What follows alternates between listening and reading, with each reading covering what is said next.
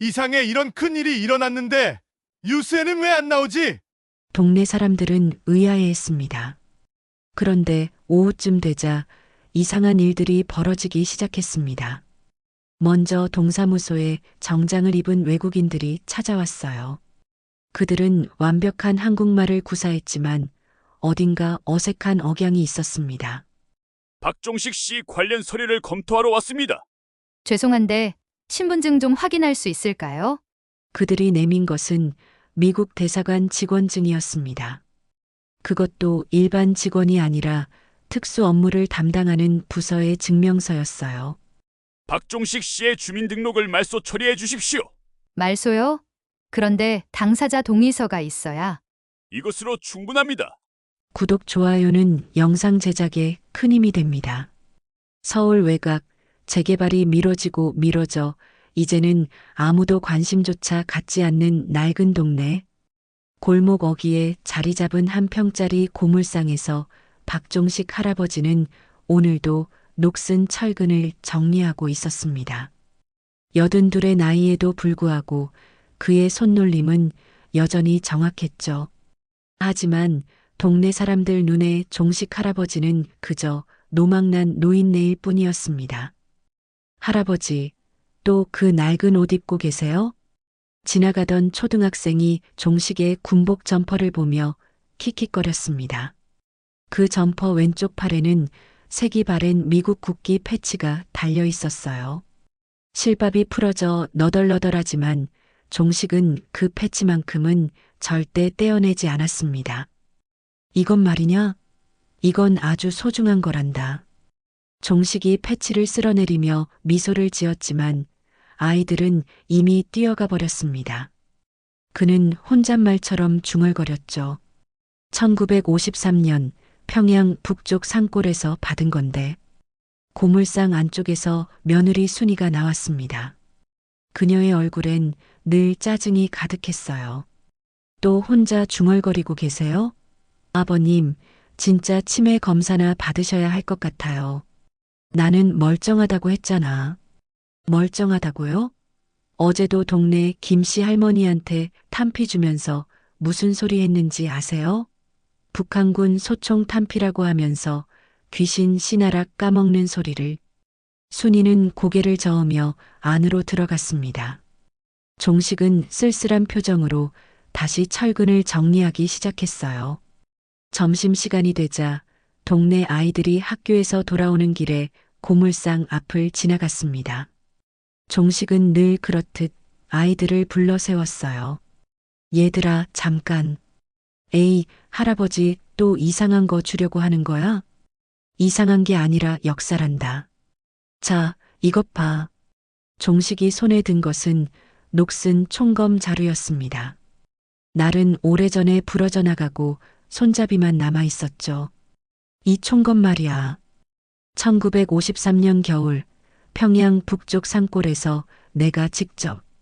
에이, 할아버지, 또 옛날 얘기예요? 헛소리 하지 마세요.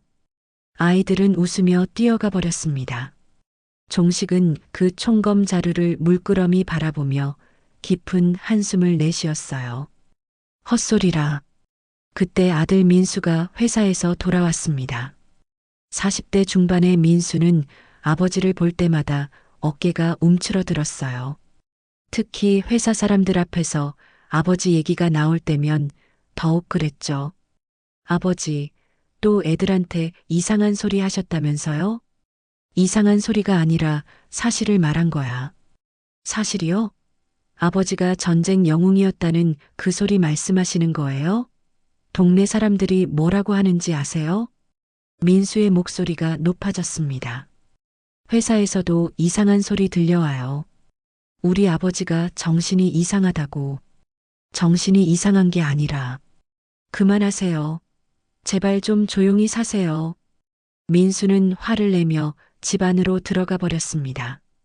종식은 고물상 한 구석에 홀로 남겨졌어요.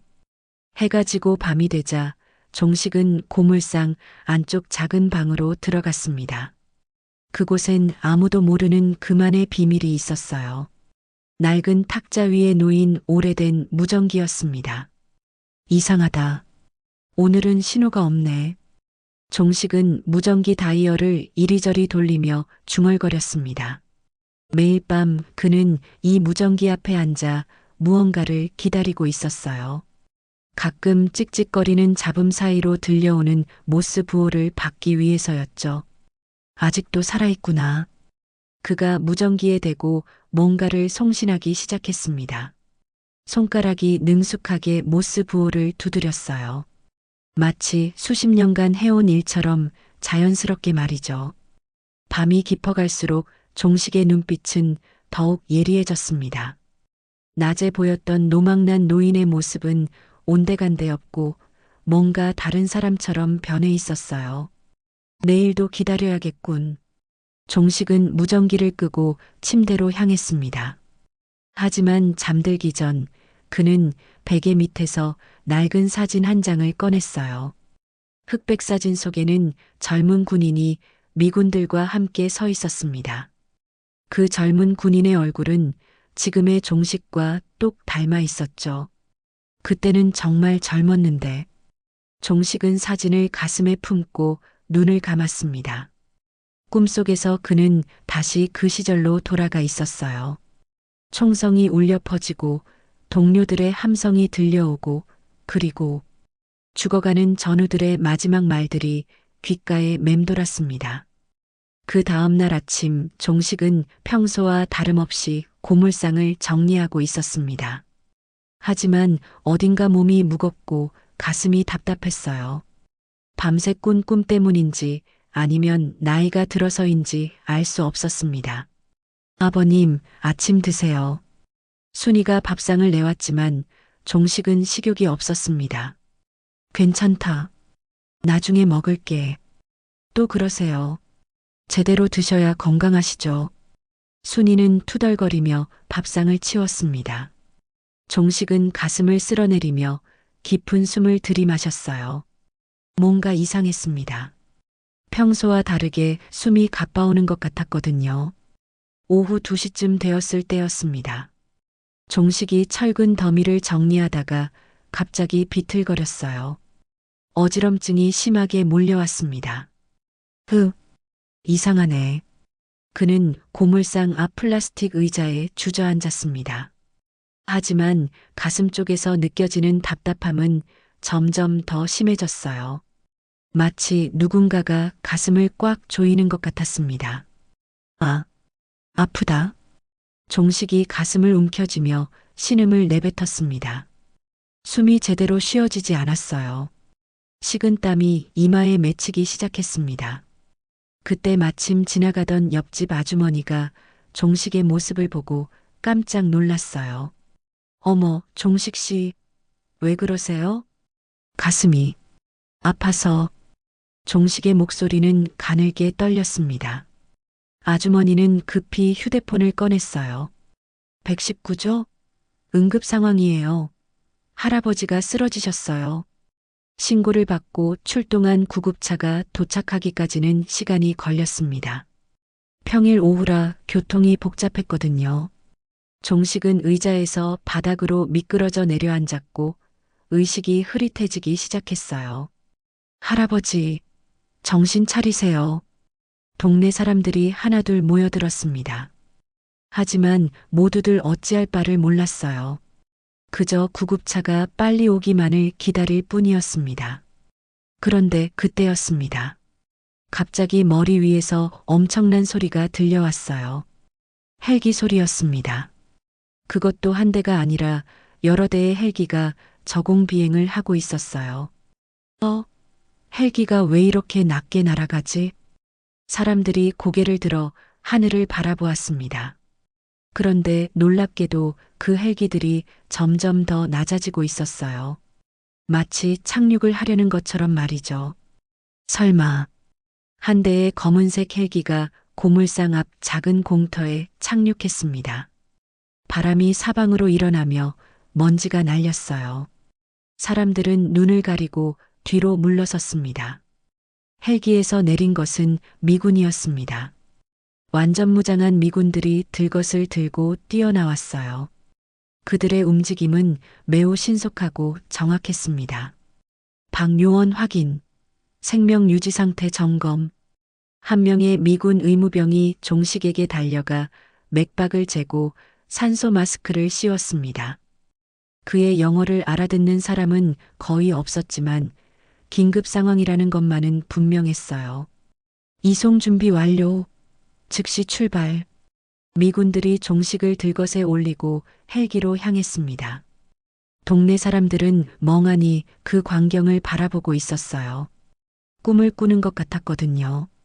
뭐야? 진짜 미국 군인이잖아.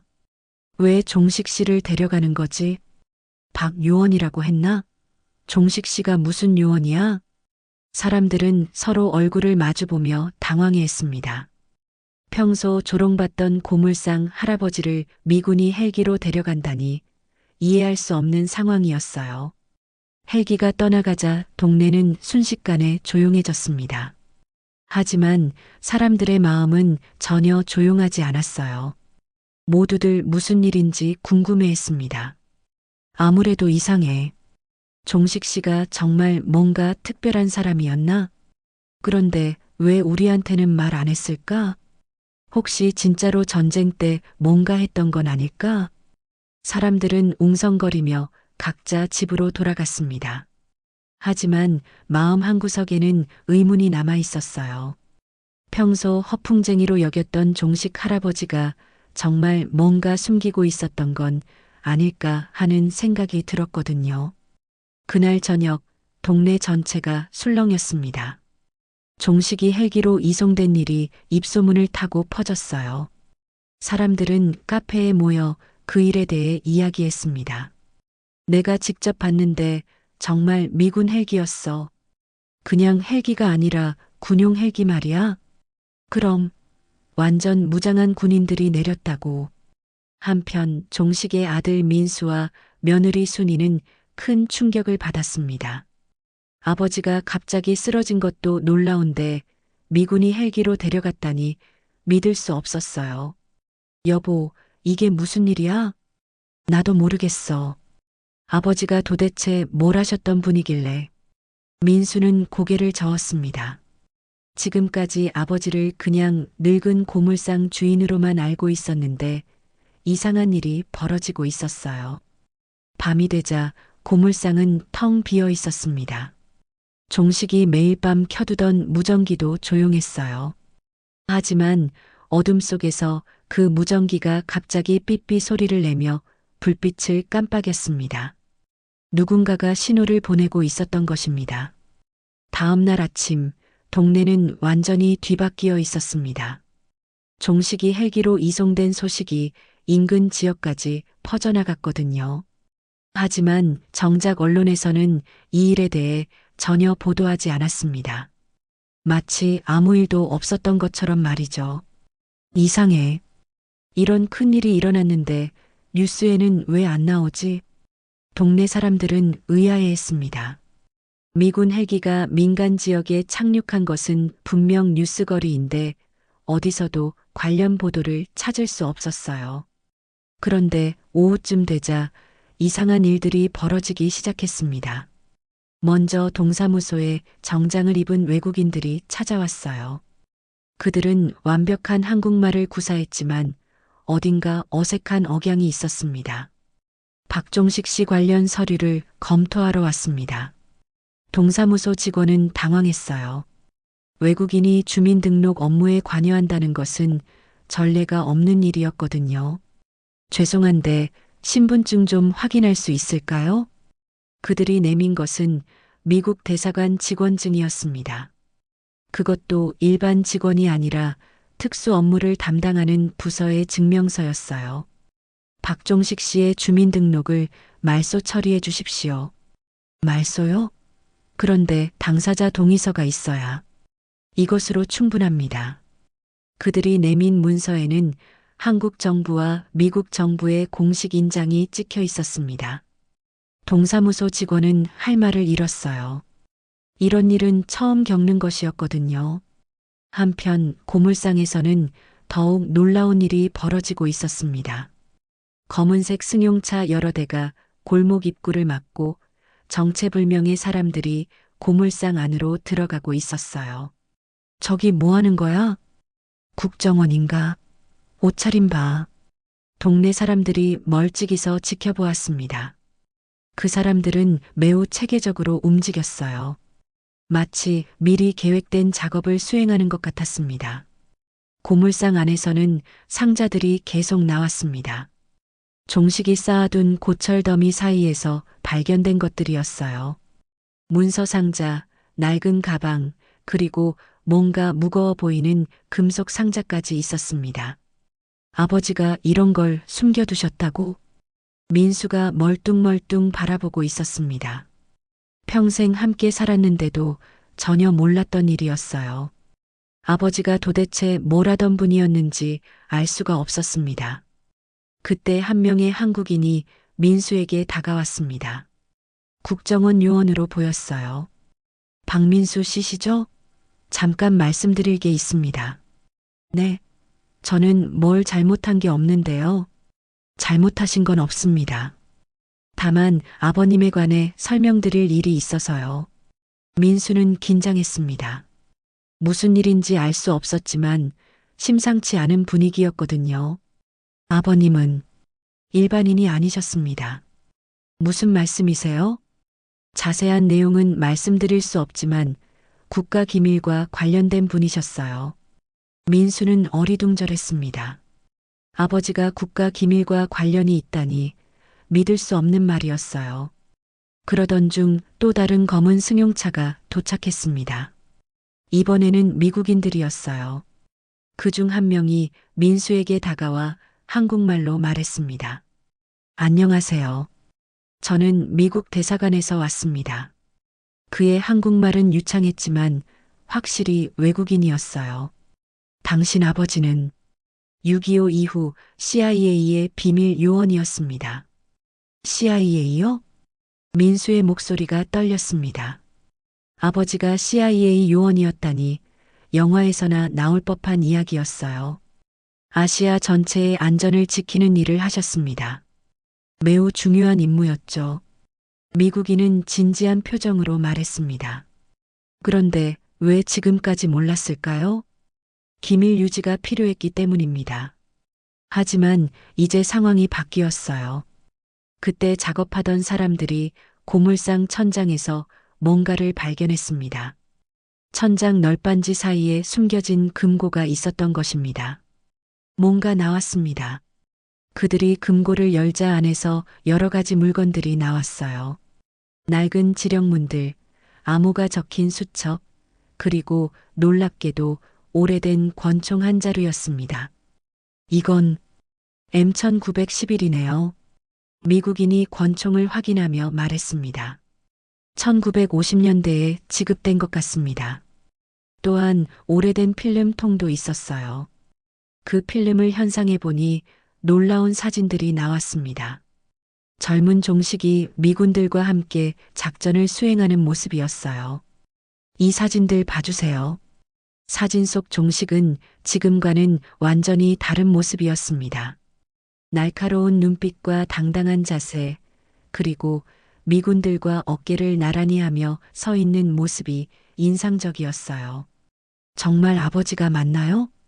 민수는 믿을 수 없다는 표정으로 사진을 바라보았습니다. 평생 고물상에서만 보던 아버지가 이런 모습이었다니 상상도 할 수 없었거든요. 네, 맞습니다. 박종식 요원은 우리에게 매우 소중한 분이었어요. 미국인의 목소리에는 존경하는 마음이 담겨 있었습니다. 해가 지자 모든 작업이 끝났습니다. 고물상은 텅 비어 있었고 종식의 모든 비밀이 세상에 드러났어요. 하지만 여전히 의문은 남아 있었습니다.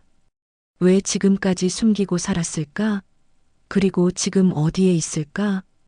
밤이 되자 동네는 조용해졌지만 사람들의 마음은 전혀 조용하지 않았습니다. 모두들 종식에 대해 다시 생각하게 되었어요. 시간은 1953년 겨울로 거슬러 올라갑니다. 전쟁의 포화가 멈춘 지 얼마 되지 않은 시절이었어요. 21살의 박종식은 부모를 모두 잃은 전쟁 고아였습니다. 폐허가 된 서울에서 하루하루를 버텨내기 위해 미군 부대 근처에서 구두 닦기를 하며 살고 있었어요. 아인 영어 할 줄 아나? 어느 날 미군 중령 하나가 종식에게 말을 걸었습니다. 종식은 전쟁 중에 틈틈이 배운 영어로 대답했어요. 리틀 비트 사? 오, 꽤 하는구나. 우리와 함께 일할 생각 없나? 그렇게 종식은 미군 부대의 통역병으로 자원 입대하게 되었습니다. 다른 아이들보다 영어를 잘했고 무엇보다 살아남기 위한 절실함이 있었거든요. 처음 몇 달간 종식은 일반적인 통역 업무를 했습니다. 하지만 그의 뛰어난 언어 능력과 기억력이 상부에 알려지면서 상황이 바뀌었어요. 박, 너를 특별한 임무에 투입하려고 한다. 존슨 대령이 종식을 불러 말했습니다. 특별한 임무요? 북한 내부 정보 수집이다. 위험하지만 매우 중요한 일이야. 종식은 주저하지 않았습니다. 그에게는 선택의 여지가 많지 않았거든요. 그리고 무엇보다 조국을 위해 뭔가 할 수 있다는 생각에 가슴이 뛰었어요. 특수훈련이 시작되었습니다. 종식은 암호해독, 무선통신, 그리고 은밀한 침투 기술을 배웠어요. 놀랍게도 그는 모든 분야에서 뛰어난 재능을 보였습니다. 이 아이는 천재야. 정말 특별한 능력이 있어. 훈련 교관들도 종식의 실력에 감탄했습니다. 특히 암호 해독 능력은 경험 많은 요원들도 놀랄 정도였어요. 첫 번째 임무는 1954년 봄에 시작되었습니다. 종식은 북한군으로 위장하고 평양 근처까지 침투했어요. 목적은 중국에서 넘어오는 무기 수송로를 파악하는 것이었습니다. 정말 위험한 일이었어. 훗날 종식은 이때를 회상하며 중얼거곤 했습니다. 발각되면 즉시 처형당할 수 있는 상황이었거든요. 하지만 종식은 임무를 성공적으로 완수했습니다. 중국에서 북한으로 넘어오는 소련제 무기들의 이동 경로를 정확히 파악해 보고했어요. 이 정보는 유엔군의 전략 수립에 큰 도움이 되었습니다. 잘했다, 박. 너는 정말 대단한 요원이야. 존슨 대령은 종식을 칭찬했습니다. 하지만 더 큰 임무가 기다리고 있었어요. 1955년 여름 종식에게 가장 위험한 임무가 주어졌습니다. 소련이 북한에 비밀리에 설치한 핵 관련 시설의 위치를 알아내는 것이었어요. 이번 임무는 정말 중요하다. 실패하면 동아시아 전체가 위험해질 수 있어. CIA 요원이 직접 종식에게 브리핑했습니다. 이때부터 종식은 정식으로 CIA 소속이 되었어요. 임무를 위해 종식은 북한 내부에서 3개월간 활동했습니다. 신분을 완벽하게 위장하고 현지인들과 어울리며 정보를 수집했어요. 그 과정에서 여러 번 의심받는 상황도 있었지만 기지를 발휘해 모면했습니다. 진짜 북한 사람 같았거든. 사투리까지 완벽하게 익혔으니까. 종식의 연기력과 적응력은 타고난 것이었습니다. 마침내 소련의 비밀 시설을 발견했습니다. 평양 북쪽 산간 지역에 숨겨진 지하 시설이었어요. 종식은 시설의 정확한 위치와 규모를 파악해 암호로 송신했습니다. 하지만 임무를 완수하던 중 위험한 상황이 벌어졌습니다. 북한 보위부가 종식의 정체를 의심하기 시작한 것이었어요. 수상한 놈이 있다는 제보가 들어왔습니다. 보위부 요원들이 종식이 머물던 마을을 수색하기 시작했어요. 종식은 급히 탈출해야 했습니다. 탈출 과정에서 종식은 동료 요원들과 함께 행동했습니다. 하지만 추격이 점점 거세졌어요. 그들은 중국 국경 근처까지 쫓겨갔습니다. 이대로는 모두 잡힐 것 같습니다. 동료 중 하나가 말했습니다. 상황이 절망적이었어요. 그때 종식이 결단을 내렸습니다. 자신이 미끼가 되어 추격대를 다른 방향으로 유인하기로 한 것이었어요. 나는 다른 길로 간다. 너희들은 계획대로 탈출해. 종식, 너무 위험해. 괜찮다. 난 혼자가 더 빠르거든. 종식은 동료들과 헤어져 홀로 탈출을 시도했습니다. 며칠간 산속에서 숨어 다니며 추격을 피했어요. 그 과정에서 굶주림과 추위에 시달렸지만 포기하지 않았습니다. 마침내 미군 헬기의 구조를 받아 안전하게 탈출할 수 있었습니다. 하지만 함께 활동했던 동료 중 한 명은 끝까지 돌아오지 못했어요. 미안하다. 정말 미안해. 종식은 돌아오지 못한 동료를 생각하며 눈물을 흘렸습니다. 성공한 임무였지만 큰 상처를 남긴 작전이었어요. 이후에도 종식은 여러 차례 위험한 임무를 수행했습니다. 아시아 각지에서 벌어지는 냉전의 최전선에서 활동했어요. 그의 정보는 미국 정부의 정책 결정에 큰 영향을 미쳤습니다. 박요원 없이는 동아시아 정책을 세울 수 없을 정도였어. 당시 CIA 관계자의 증언이었습니다. 하지만 1960년대 들어 종식의 마음에는 변화가 생겼습니다. 너무 많은 동료를 잃었고 너무 많은 위험을 겪었거든요. 그리고 무엇보다 조국에서는 그의 활동을 인정해주지 않았습니다. 2025년 현재로 돌아와서 종식의 과거가 세상에 드러나자 예상치 못한 반응들이 쏟아졌습니다. 언론은 뒤늦게 이 소식을 접하고 한국전 첩보전의 실체라는 제목으로 대대적인 보도를 시작했어요. 숨겨진 영웅인가, 미국의 앞잡이인가. 신문 헤드라인은 자극적이었습니다. 종식의 활동을 두고 국민들의 의견이 극명하게 갈렸거든요. 어떤 이들은 그를 조국을 지킨 영웅이라고 했고 또 다른 이들은 외국을 위해 일한 배신자라고 비난했습니다. 특히 일부 정치인들은 종식을 맹렬히 공격했어요. 미국의 개 노릇을 한 자를 영웅으로 포장하려는 시도는 역사 왜곡입니다. 국회에서 한 의원이 목소리를 높였습니다. 그의 발언은 곧바로 뉴스에 보도되었고 여론은 더욱 뜨거워졌어요. 이런 상황은 종식의 가족에게도 직접적인 영향을 미쳤습니다. 민수가 다니는 회사에서는 동료들의 시선이 달라졌어요. 야, 민수야. 내 아버지가 그 유명한 CIA 요원이라며? 뭐라고 대답해야 할지 모르겠어요. 민수는 곤란해했습니다. 회사 내에서도 의견이 분분했거든요. 어떤 사람들은 대단하다고 했지만 다른 사람들은 못마땅해 했습니다. 더 심각한 문제는 따로 있었어요. 민수의 승진 심사에서 불이익을 받을 가능성이 제기된 것입니다. 아버지 때문에 제가 피해를 봐야 하나요? 민수는 집에 돌아와 순이에게 하소연했습니다. 이럴 줄 알았어요. 왜 아버님이 그런 일을 하셨을까요? 순이도 답답해했습니다. 동네에서도 시선이 불편했거든요. 어떤 사람들은 호기심 어린 눈으로 바라보고 또 어떤 사람들은 못마땅하다는 표정을 지었습니다. 우리 가족은 어떻게 되는 거예요? 그런 와중에 민수에게 뜻밖의 방문객이 찾아왔습니다. 정장을 입은 중년 남성이었는데 자신을 CIA 출신이라고 소개했어요. 제임스 윌슨입니다. 과거 종식 씨와 함께 일했던 동료였죠. 아버지의 동료세요? 민수는 놀랐습니다.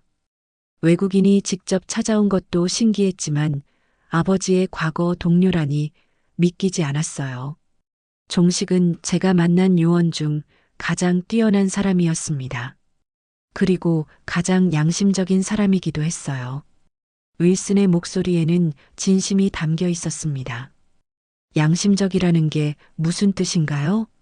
마지막 작전에서 일어난 일을 말씀드릴까요? 윌슨이 진지한 표정으로 말했습니다.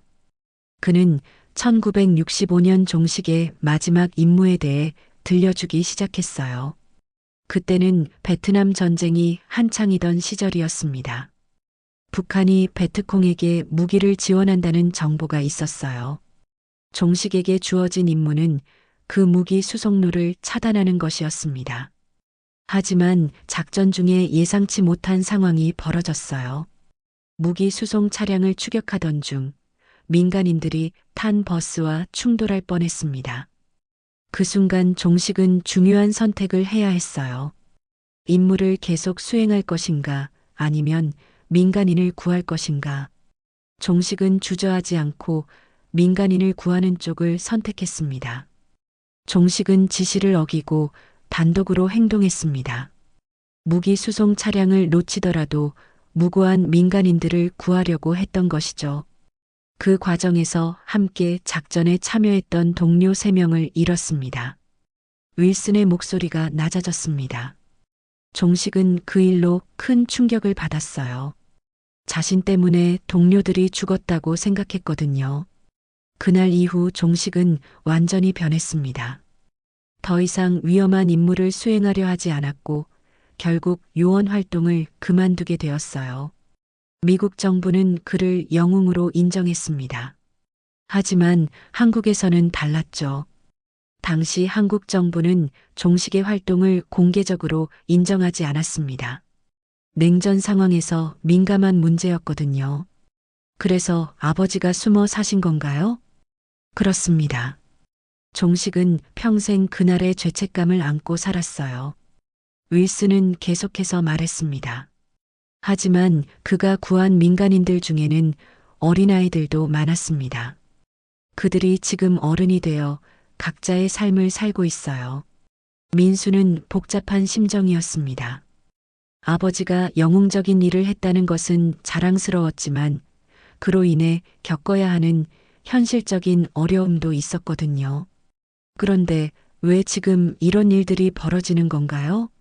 실은 아직 끝나지 않은 일이 있습니다. 윌슨의 표정이 심각해졌습니다. 북한 내부에서 옛 코드를 사용한 메시지가 왔어요. 그 코드를 해독할 수 있는 사람은 종식뿐입니다. 지금도 그런 일이 필요한 건가요? 매우 중요한 문제입니다. 북한 내부 요원이 보내온 긴급 신호예요. 윌슨은 종식이 깨어나면 마지막으로 한 번만 도움을 요청하고 싶다고 말했습니다. 하지만 강요하지는 않을 겁니다. 그분의 선택을 존중할 거예요. 그날 밤 민수는 잠을 이룰 수 없었습니다. 아버지에 대해 알게 된 진실들이 머릿속을 복잡하게 만들었거든요. 한편으로는 자랑스럽고 다른 한편으로는 원망스러웠습니다. 왜 우리한테는 말씀 안 하셨을까? 민수는 순이에게 말했습니다. 아마 우리를 보호하려고 하셨던 것 같아요. 순이도 이제는 시아버지를 다른 시각으로 보게 되었습니다. 그동안 노망난 노인이라고 생각했는데 사실은 깊은 상처를 안고 살아온 분이었던 거죠. 다음 날 아침 병원에서 연락이 왔습니다. 종식의 의식이 돌아왔다는 소식이었어요. 병원 중환자실에서 눈을 뜬 종식의 얼굴은 여전히 창백했습니다. 하지만 그의 눈빛은 예전과 달랐어요. 마치 오랫동안 숨겨왔던 무언가가 드러난 후에 해방감 같은 것이 느껴졌습니다. 아버지, 민수가 병상 옆으로 달려왔습니다. 며칠간 의식을 잃고 있던 아버지가 깨어나니 반가우면서도 복잡한 심정이었어요. 민수야, 미안하다. 종식의 첫 마디였습니다. 목소리는 약했지만 그 안에 깊은 감정이 담겨 있었어요. 아버지, 왜 그동안 말씀 안 하셨어요? 민수의 목소리에는 원망보다는 안타까움이 더 컸습니다. 아버지가 혼자 얼마나 힘들었을지 이제야 알 것 같았거든요. 말할 수 없었어. 너희들을 위험에 빠뜨릴 수도 있었고. 종식이 힘겹게 말했습니다. 그리고 잠시 멈춘 후 더 어려운 고백을 시작했어요. 사실은 내가 평생 죄책감에 시달려 왔어. 죄책감이요? 1965년 마지막 작전에서 내 때문에 동료들이 죽었거든. 종식의 눈에 눈물이 맺혔습니다. 60년이 넘는 세월이 지났지만 그 기억은 여전히 생생했어요. 그날 밤이었어. 베트남으로 가는 북한 무기 수송로를 차단하는 임무였지. 종식이 천천히 그날의 이야기를 들려주기 시작했습니다. 수송 차량을 추격하던 중에 민간인 버스가 나타났어. 그 안에는 아이들도 많이 타고 있었지. 그 순간 종식은 선택해야 했습니다. 임무를 계속할 것인지, 민간인을 구할 것인지. 난 주저하지 않고 민간인 쪽으로 달려갔어. 하지만 그 때문에 함께 작전에 참여했던 동료 3명이 종식의 목소리가 떨렸습니다. 그들은 나를 기다리다가 적의 공격을 받았어. 내가 임무를 제대로 수행했다면 살 수 있었을 텐데. 아버지, 민수는 할 말을 찾지 못했습니다. 아버지가 그런 무거운 짐을 혼자 지고 살아왔다는 것이 안타까웠어요. 그 이후로 난 환청을 들었어. 죽어가는 동료들의 목소리를 말이야. 종식이 계속 말했습니다. 종식아, 왜 우리를 버렸냐? 내 때문에 우리가 죽었다. 그런 소리가 매일 밤 들렸어. 이제야 민수는 아버지가 왜 그렇게 외롭게 살아왔는지 이해할 수 있었습니다. 밤마다 무전기 앞에 앉아있던 이유도 알 것 같았어요. 그래서 숨어 사신 거였군요. 미안해. 정말 미안하다. 종식이 민수의 손을 잡았습니다.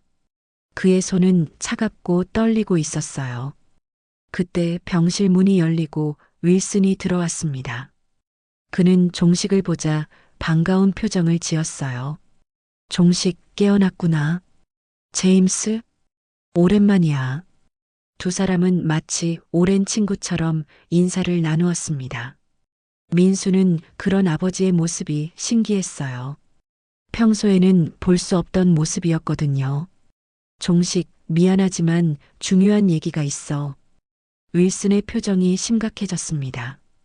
북한 내부에서 신호가 왔어. 옛날 우리가 사용하던 코드로 말이야. 지금도 그런 일이 있나? 그 코드를 사용할 줄 아는 사람은 거의 없어. 특히 해독할 수 있는 건 너뿐이야. 윌슨이 종식에게 암호문을 보여주었습니다. 복잡한 숫자와 기호들의 조합이었어요. 종식은 그 암호문을 보자마자 표정이 변했습니다. 마치 오래된 기억이 되살아나는 것 같았어요. 이건 1965년에 내가 구한 그 아이가 보낸 거야. 뭐라고? 그때 버스에 탄 아이들 중 하나였어. 지금은 북한의 핵심 인물이 되었나 보군. 종식의 눈빛이 예리해졌습니다. 마치 젊은 시절의 요원으로 돌아간 것 같았어요. 그가 무슨 메시지를 보낸 거야? 북한 내부에 새로운 무기 시설이 있다는 정보야. 그리고 그걸 막을 수 있는 마지막 기회라고 하는군. 윌슨이 설명했습니다. 하지만 강요하지는 않을 거야. 내가 원하지 않으면. 아니야. 종식이 단호하게 말했습니다. 이번엔 마지막이다. 내가 끝을 낼 거야. 아버지, 너무 위험하지 않을까요? 민수가 걱정스러운 목소리로 말했습니다. 괜찮아. 이제 더 이상 도망치고 싶지 않거든. 종식의 목소리에는 결의가 담겨 있었습니다. 그동안 난 과거에 매여 살았어. 하지만 이제는 다르게 생각해.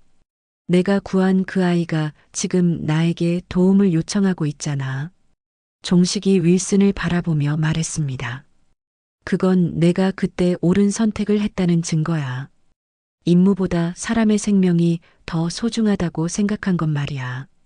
종식, 이번엔 정말 마지막이야. 그 아이에게 답을 해주고 싶어. 종식은 암호문을 다시 살펴보기 시작했습니다. 60년이 넘는 시간이 지났지만 그의 기억력은 여전히 뛰어났어요. 시설의 위치는 평양 북동쪽 산간 지역이군. 그리고 이동 시기는 종식의 손가락이 빠르게 움직이며 암호를 해독해 나갔습니다. 마치 시간이 되돌아간 것 같았어요. 3일 후에 무기들이 이동한다는 뜻이야. 그 전에 막지 못하면 놓칠 거야. 정확한 좌표를 알 수 있나? 물론이지. 그리고 종식이 잠시 멈췄습니다. 그 아이가 마지막에 쓴 메시지가 있어. 내가 살렸던 생명이 이제 세상을 구하려 한다라고 되어 있군. 병실은 조용해졌습니다. 모두들 종식의 말에 깊은 감동을 받았어요. 아버지. 민수가 아버지의 손을 꼭 잡았습니다. 이제야 아버지가 어떤 분인지 진정으로 알 것 같았어요. 그 다음 날부터 병원은 마치 작전 지휘소처럼 변했습니다. 한국 정부와 미국 정부의 합동팀이 구성되었고 종식을 중심으로 긴급회의가 열렸어요. 80대 노인이지만 종식의 두뇌는 여전히 명석했습니다. 이 암호를 보세요. 종식이 병상에서 일어나 화이트보드 앞에 섰습니다. 비록 몸은 약해졌지만 암호를 해독하는 그의 모습은 젊은 요원 못지않았어요. 첫 번째 숫자 조합은 위도를 나타내고 두 번째는 경도입니다. 그리고 이 기호들은 종식의 설명이 계속되자 참석한 모든 사람들이 감탄했습니다. 수십 년간 사용하지 않았던 암호 체계를 마치 어제 일처럼 기억하고 있었거든요. 정확한 좌표가 나왔습니다. 북위 39도 15분, 동경 126도 42분. 그곳이 어디죠? 한국 정부 관계자가 물었습니다. 평양에서 북동쪽으로 약 80km 떨어진 산간 지역입니다. 매우 은밀한 곳이죠. 종식이 지도를 가리키며 설명했습니다. 그리고 이 부분을 보세요. 무기 이동 일정이 상세히 나와 있어요. 암호문에 따르면 북한이 비밀리에 개발한 새로운 무기들이 3일 후 새벽에 그 지역에서 이동할 예정이었습니다. 목적지는 동남아시아의 어느 국가였어요.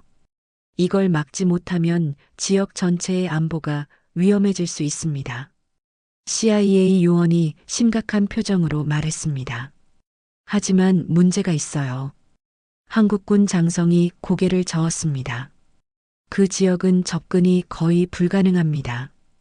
주변이 모두 군사 지역이고 경비도 삼엄해요. 그래서 내가 필요한 거 아닌가요? 종식이 조용히 말했습니다. 무슨 말씀이세요?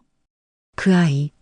아니, 지금은 북한의 고위 인사가 된 그 사람에게 메시지를 보내야 해요. 종식은 오래전 자신이 구한 그 어린아이가 지금은 북한 내부에서 중요한 위치에 있다는 것을 알고 있었습니다. 직접 연락할 방법이 있나요? 옛날에 사용하던 비밀 통신망이 아직 살아있을 거예요. 그 사람도 그걸 알고 있을 테고요. 종식이 낡은 무전기를 요청했습니다. 병원에서 가져온 그의 개인 물품 중에 있던 바로 그 무전기였어요. 이걸로 연락할 수 있습니다. 정말 가능한가요? 해보겠습니다. 종식은 무전기 앞에 앉아 다이얼을 조작하기 시작했습니다. 그의 손가락이 능숙하게 주파수를 맞춰 나갔어요. 마치 어제까지 사용하던 것처럼 자연스럽게 말이죠. 첫 번째 시도에서는 응답이 없었습니다. 두 번째, 세 번째도 마찬가지였어요. 하지만 종식은 포기하지 않았습니다. 옛날에도 이랬어요. 인내심이 필요한 일이거든요. 네 번째 시도에서 마침내 응답이 왔습니다. 희미한 신호였지만 분명한 모스 부호였어요. 연결됐습니다. 종식의 얼굴에 미소가 떠올랐습니다. 그리고 그는 신중하게 메시지를 보내기 시작했어요. 나는 1965년 겨울 너를 구한 그 사람이다. 잠시 후 답신이 왔습니다. 기다리고 있었습니다. 선생님, 그 메시지를 받은 종식의 눈에 눈물이 맺혔습니다. 60년 만에 듣는 그 아이의 목소리였어요. 지금 위험한 상황인 것 같구나. 네. 하지만 막을 방법이 있습니다. 북한 내부의 그 인사는 상세한 계획을 전해왔습니다. 무기 수송 차량의 정확한 경로와 시간, 그리고 가장 중요한 것은 그것을 막을 수 있는 방법이었어요. 내부에서 신호를 보내드리겠습니다. 그 시점에 맞춰 행동하시면 됩니다. 너무 위험하지 않나? 종식이 걱정하며 물었습니다. 선생님이 저를 구해주셨듯이 이제 저도 세상을 구하고 싶습니다. 그 메시지를 받은 순간 종식은 확신했습니다. 60년 전 자신의 선택이 옳았다는 것을 말이죠. 알겠다. 우리가 도울 테니 조심해라. 연락이 끝나자 회의실이 긴장감으로 가득 찼습니다. 이제 구체적인 작전 계획을 세워야 했어요. 북한 내부 협력자가 신호를 보내주면 우리는 정확한 타이밍에 차단 작전을 실행합니다. 한미 합동 작전이 결정되었습니다. 한국군과 미군이 협력하여 무기 수송을 저지하는 것이었어요. 하지만 한 가지 문제가 있습니다. 무엇입니까?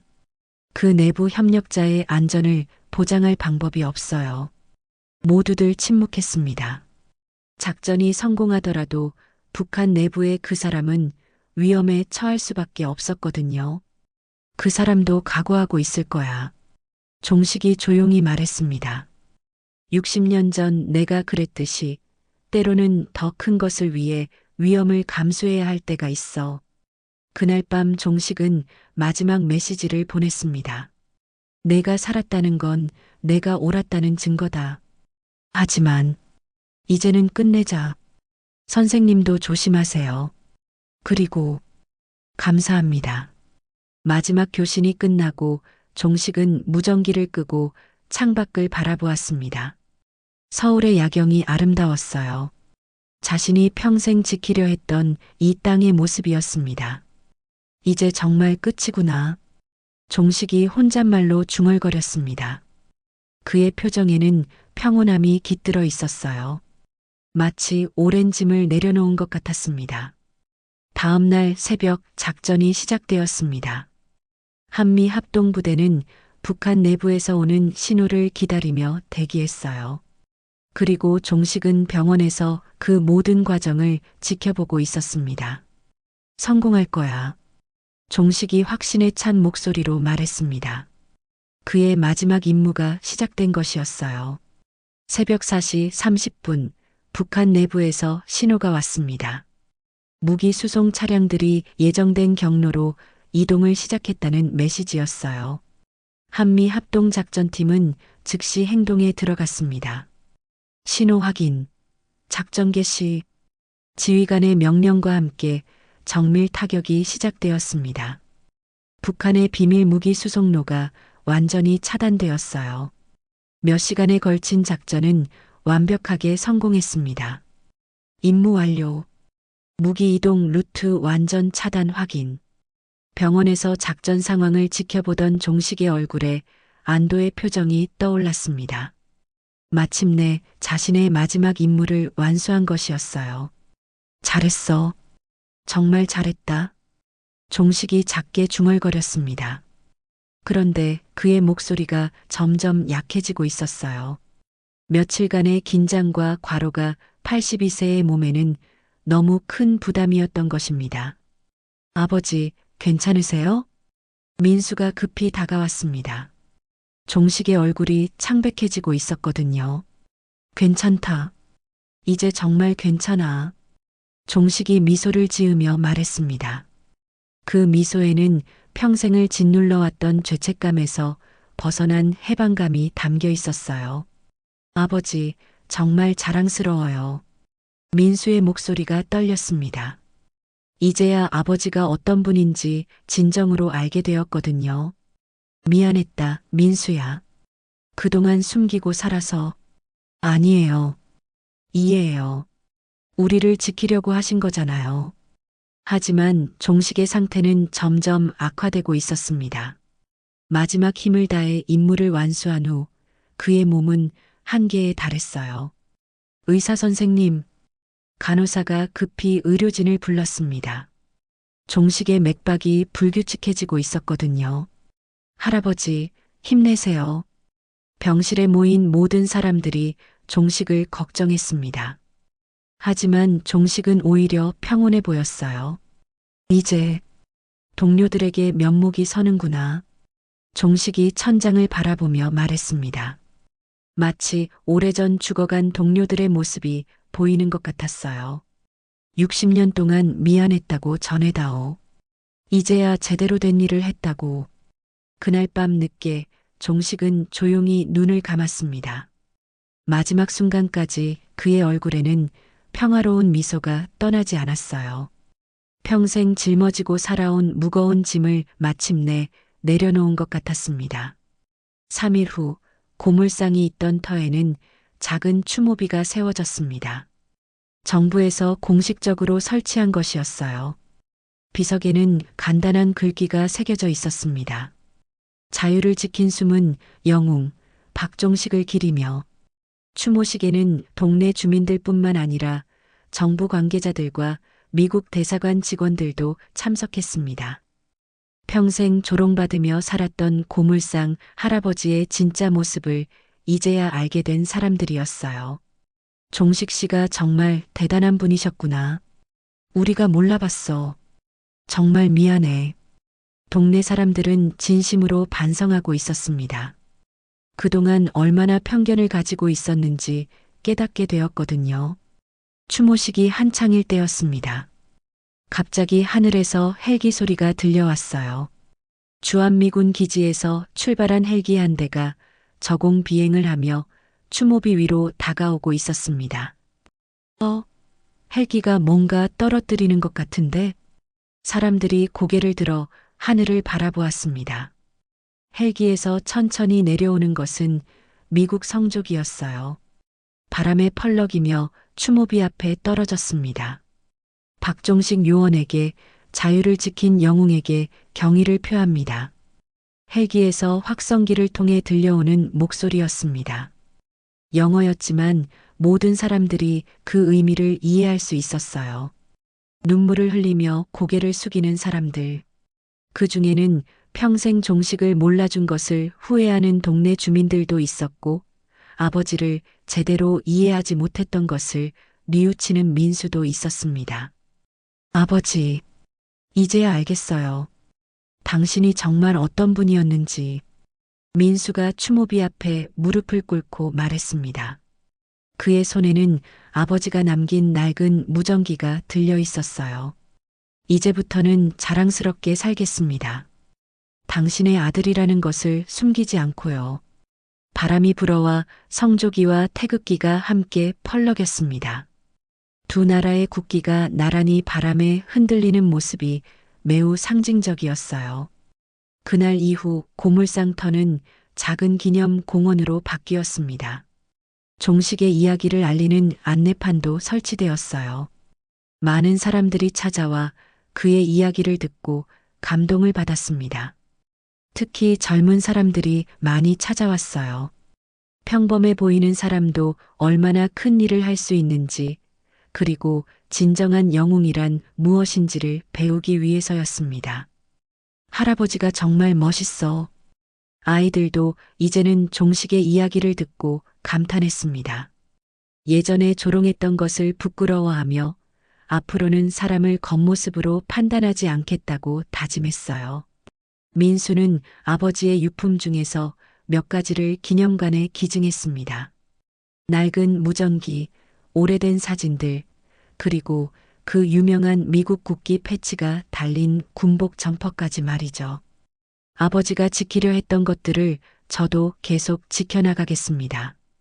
민수의 다짐이었습니다.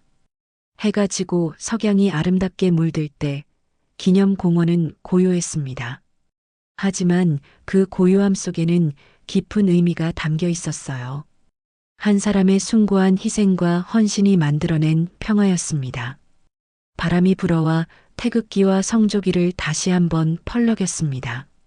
그 모습을 보며 지나가는 사람들은 잠시 걸음을 멈추고 고개를 숙였어요. 진정한 영웅에 대한 존경의 마음을 담아서 말이죠. 종식의 이야기는 이렇게 끝났지만 그가 남긴 교훈은 영원히 기억될 것입니다. 평범해 보이는 사람도 얼마나 위대할 수 있는지, 그리고 진정한 용기란 무엇인지를 보여준 한 사람의 일생이었습니다.